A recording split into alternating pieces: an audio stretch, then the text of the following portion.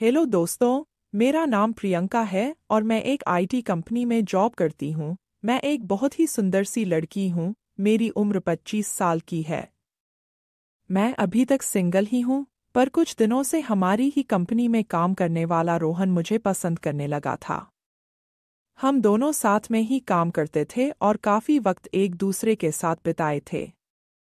मुझे भी रोहन पसंद आने लगा था। वह बहुत हंसमुख था और हमेशा मजाक किया करता था। मुझे उसका साथ अच्छा लगता था। कभी कभी हम दोनों बाहर रेस्टोरेंट में भी खाने चले जाते थे। 1 साल तक साथ काम करने के बाद रोहन ने मुझे शादी के लिए प्रपोज किया और कहा, प्रियंका, मैं तुम्हें चाहने लगा हूँ। तुम बहुत खूबसूरत और हसीन हो।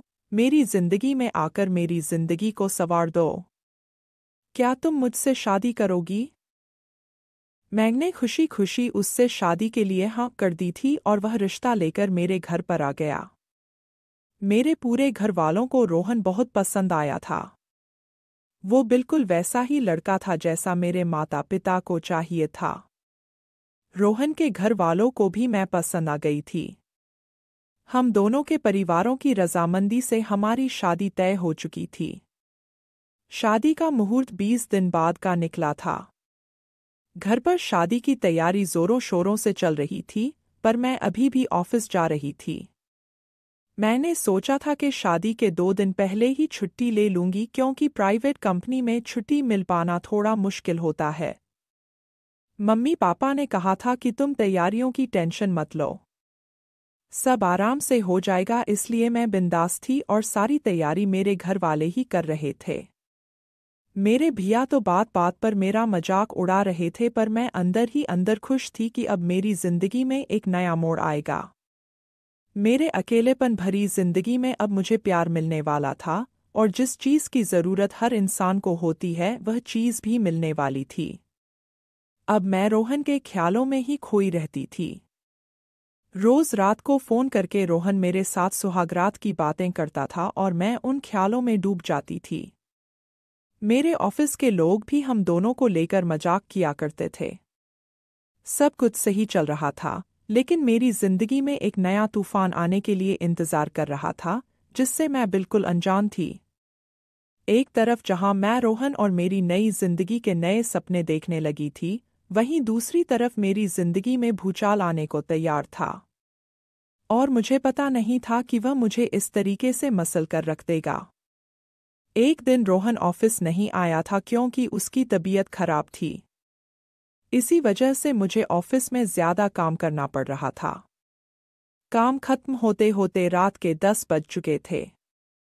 मुझे घर जाने के लिए काफी लेट हो गया था। मैंने तुरंत अपना पर्स लिया और बाहर निकल गई। फिर मैं सड़क पर ऑटो का इंतजार करने लगी।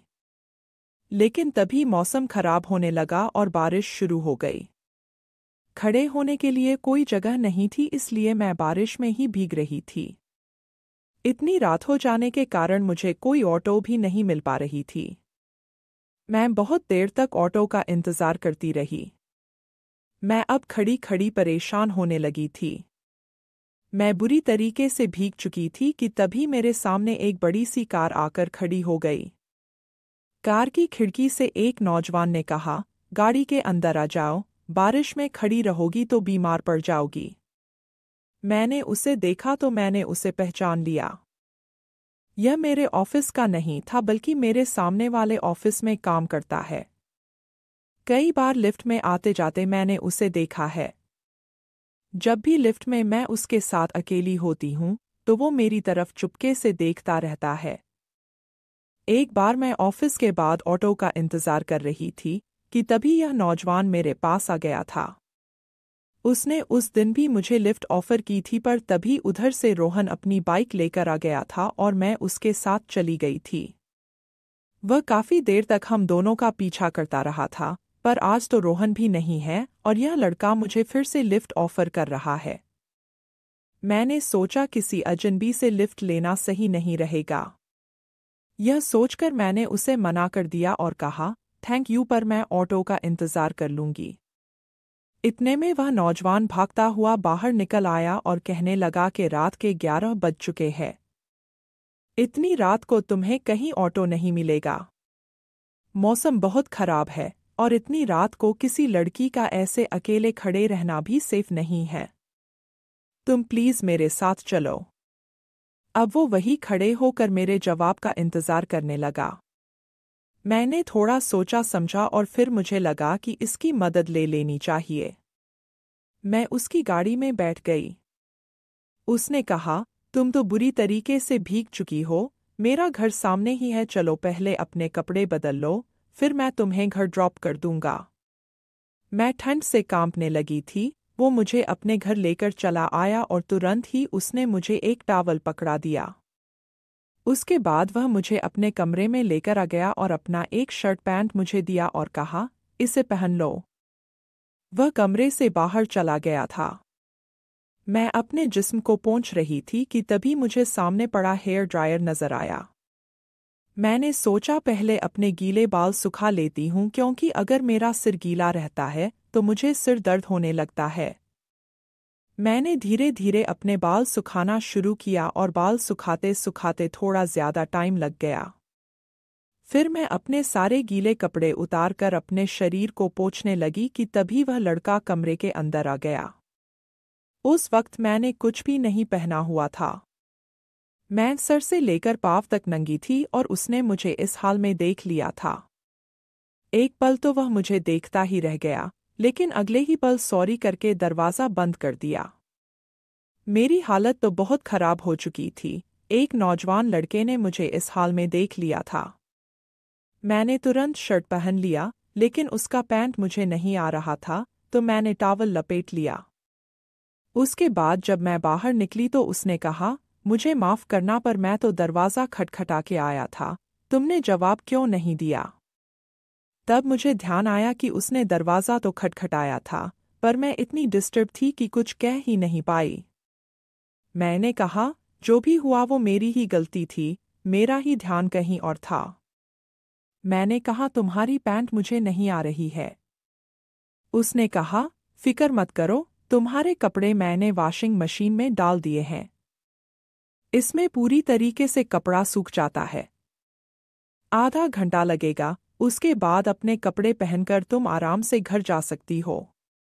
उसने मेरे कपड़े सूखने को डाल दिए, फिर कहा, चलो कुछ खाना बनाता हूँ, तुम भी खा लेना। हम दोनों किचन में चले गए और वह ऑमलेट और चाय बनाने लगा। खाना तैयार करके हम दोनों खाने लगे थे, पर मैंने ध्यान दिया कि वह लड़का मेरी तरफ देखे जा रहा था। तभी मुझे ख्याल आया कि मैंने अपनी शर्ट की ऊपर वाली बटन खुली ही छोड़ दी है और वह मेरे जिस्म को देख रहा है। जैसे ही मुझे इस बात का एहसास हुआ, वह मेरे बिल्कुल करीब आ गया। वो मेरी शर्ट के बटन को लगाने लगा था, तभी मेरी सांसें बहुत तेज हो गई और उसकी सांसें भी बहुत तेज चलने लगी थी। यह लड़का कितना हैंडसम है। मैं उसकी शक्ल ही देखती जा रही थी। उसने कहा, मैं तुम्हें एक पजामा दे देता हूँ, तुम इसे पहन लो। इतना कहकर वो मेरे लिए एक पजामा लेकर आ गया। मैं पजामा चेंज करने के लिए कमरे में आ गई थी, पर मैं फिर से ना जाने किन ख्यालों में थी कि मैं दरवाज़ा बंद करना ही भूल गई और वहीं पर चेंज करने लगी। मैंने टॉवल हटा दी और मैंने नीचे कुछ भी नहीं पहना था।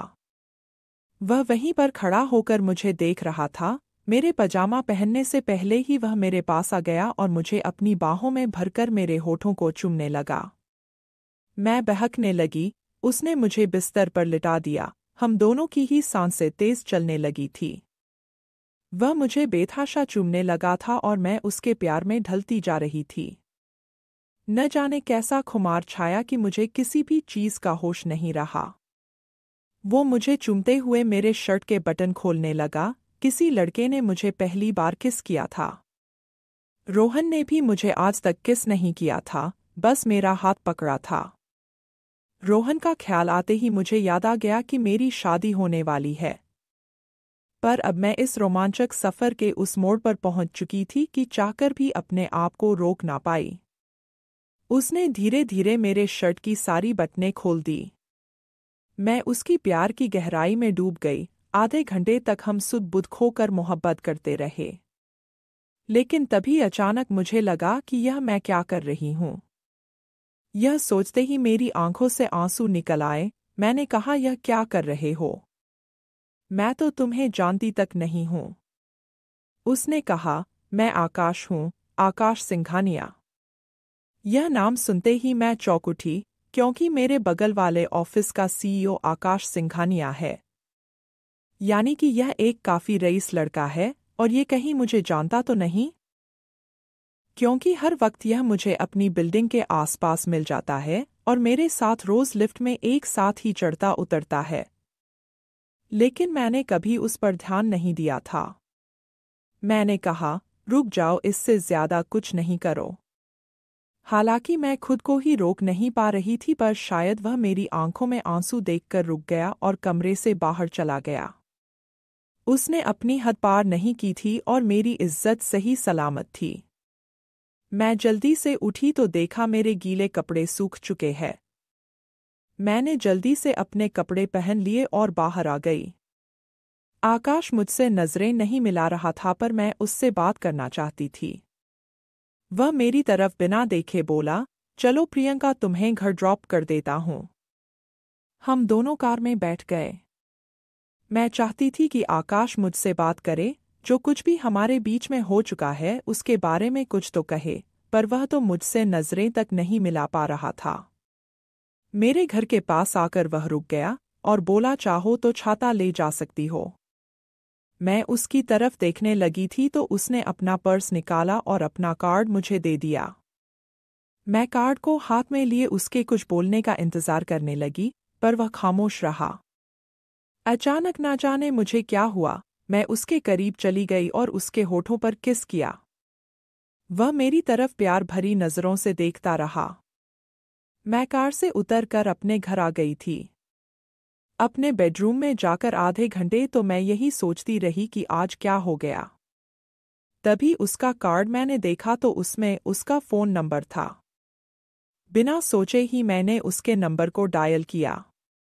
आकाश ने फ़ोन उठाया तो मैंने कहा, मैं प्रियंका बोल रही हूँ, आज जो कुछ भी हुआ। उसने मेरी बात को बीच में ही काटते हुए कहा, मैं उसी के बारे में सोच रहा हूँ, अपने बेड में लेटे लेटे उन यादों में खोया हुआ हूँ। वह मेरी जिंदगी का सबसे खूबसूरत लम्हा था। न जाने मेरे दिल को क्या हो गया था, यह कौन सा खिंचाव था कि मैं आकाश की ओर खिंचती चली जा रही थी। और यही सब सोचते सोचते मैं सो गई थी। अगले दिन जब मैं सुबह उठी तो मोबाइल लेकर आकाश को गुड मॉर्निंग का मैसेज भेजा। आज शनिवार था और हमारी छुट्टी थी, इसका मतलब मैं आज आकाश को नहीं देख पाऊंगी। तुरंत उसका रिप्लाई आया, आज क्या कर रही हो? मुझे आज शादी की शॉपिंग के लिए जाना था, पर मैंने उसे लिखा कि मैं आज फ्री हूँ। यह मोहब्बत थी या कुछ और, पता नहीं। उसने लिखा, मेरे घर पर लंच पर आ जाओ, 12 बजे तक आ जाओ, मैं लंच तैयार रखूंगा। मैंने घड़ी देखा तो 10 बज चुके थे। मैं जल्दी से तैयार हो गई। अपनी मम्मी पापा से कह दिया कि मैं अकेले शॉपिंग पर जा रही हूँ, आज मुझे रोहन से भी मिलना है। लेकिन उससे पहले मैं आकाश से मिलना चाहती थी। जो कुछ भी हमारे बीच में हुआ था उससे मेरी जिंदगी में भूचाल आ चुका था। मैं खिंचती हुई उसके घर 12 बजे तक पहुंच गई। मुझे देखकर वो मुस्कुराया और घर के अंदर बुला लिया और बोला, खाना तैयार है, पहले खा लेते हैं फिर बातें करेंगे। खाना खाने के बाद मैंने कहा, देखो आकाश, कल जो कुछ भी हुआ वो न जाने कैसे हो गया। मेरी शादी तय हो चुकी है और 19 दिन के बाद मेरी शादी है। मेरी बात सुनकर उसके चेहरे पर गुस्सा साफ नजर आने लगा था, जैसे कि वह मुझे खोना नहीं चाहता। क्या वह मुझसे प्यार करता है? यह कहकर मैं वहां से जाने लगी थी कि अचानक उसने मेरा हाथ पकड़ लिया और कहा, अगर तुम्हारा इरादा बदल जाए तो मैं तुम्हारा यही इंतजार करूंगा। उसकी आंखों में मुझे अपने लिए मोहब्बत नजर आ रही थी। उसके एक स्पर्श से मेरे पूरे बदन में हलचल शुरू हो गई थी। मैं यूं कमजोर क्यों पड़ती जा रही हूं? मैं तुरंत उसके करीब आ गई और उसे एक हग किया। वह पल मुझे बिल्कुल पागल कर रहा था। बहुत मुश्किल से उससे अलग होकर मैं बाहर निकल आई थी और रोहन के साथ फिर शॉपिंग में बिजी हो गई। रात को मैं जब घर आई तो रोहन का फ़ोन आया, पर ना जाने क्यों अब उससे बात करने का मन बिल्कुल नहीं कर रहा था। वह रोमांस जो हमारे बीच में फ़ोन पर होता था, उसमें मुझे मन नहीं लग रहा था।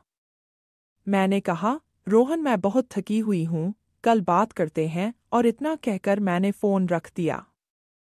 और फिर ना चाहते हुए भी मैंने आकाश को कॉल किया। आकाश ने फ़ोन उठाते ही पूछा, आज क्या किया सारा दिन?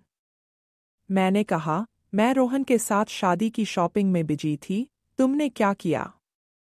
उसने कहा, बस तुम्हारे ख्यालों में खोया हुआ था, वह ख्याल दिल से निकलते ही नहीं। अगर कल फ्री हो तो प्लीज़ लंच पर आ जाना। मैंने कहा, मैं नहीं आऊंगी, तुम्हें पता है मेरी शादी होने वाली है, कहकर मैंने फ़ोन रख दिया। पर ना जाने वो कौन सी शक्ति थी कि अगले दिन 12 बजे फिर से मैं उसके घर पर पहुंच गई थी। आकाश मुझे देखकर मुस्कुराने लगा और फिर मुझे अंदर बुला लिया। खाना खाने के बाद हम दोनों सोफे पर बैठे हुए थे।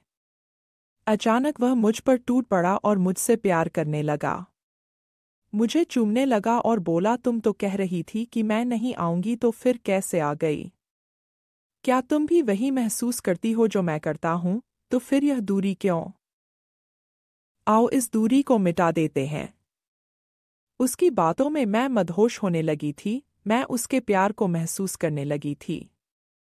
उस पल में मैं इस कदर डूब चुकी थी कि उसने मुझे पूरे तरीके से अपना बना लिया। जब मुझे होश आया तो बहुत देर हो चुकी थी। 18 दिन के अंदर मेरी रोहन के साथ शादी है, पर मैं पूरे तरीके से आकाश की हो चुकी हूँ। आकाश ने कहा, अब तुम मेरी हो, मैं तुम्हारा साथ नहीं छोड़ सकता, चलो मेरे साथ। वह मुझे अपने साथ अपनी कार में मेरे घर लेकर गया और सीधे मेरे घर के अंदर घुस गया। फिर मेरे मम्मी पापा को बुलाने लगा। मेरे मम्मी पापा आए तो बड़ी ही अजीब निगाहों से उसे देखने लगे थे। आकाश ने अपना परिचय दिया, फिर कहा, आपकी बेटी और मैं एक हो चुके हैं, अब अलग नहीं हो सकते। उसकी इस बात से मेरा चेहरा बिल्कुल शर्म से लाल हो गया। उसने मेरी मम्मी पापा को यह बात कैसे कह दी? मेरे मम्मी पापा बड़ी बड़ी आंखें बनाकर मेरी ओर देखने लगे थे। पापा बोले, पर बेटी, कुछ दिनों के बाद तो रोहन के साथ तुम्हारी शादी होने जा रही है। लेकिन तभी आकाश ने अपनी जेब से कुछ डिब्बी निकाली। जब उसने डिब्बी खोली तो उसके अंदर सिंदूर था। उसने वहीं खड़े खड़े मेरी मांग भर दी और कहा, अब से प्रियंका मेरी पत्नी है। उसने मेरा हाथ थामा और मुझे लेकर अपने साथ अपने घर आ गया। फिर क्या बताऊं, उस भूचाल के साथ मैं बह गई। रोहन का दिल टूट चुका था, क्योंकि हमारी शादी टूट गई थी। मेरे मम्मी पापा को तो मानो विश्वास ही नहीं हो रहा था कि यह हुआ क्या। और ना ही मैं कुछ समझ पाई थी कि किस कदर मैं एक अनजान लड़के के इतने करीब आ गई थी कि अपनी खुद की शादी तोड़कर उसके साथ घर बसा लिया था। पर शायद यही मोहब्बत है। कई बार मोहब्बत में हम अपना होशो हवास गवा बैठते हैं, और यही हुआ था मेरे साथ।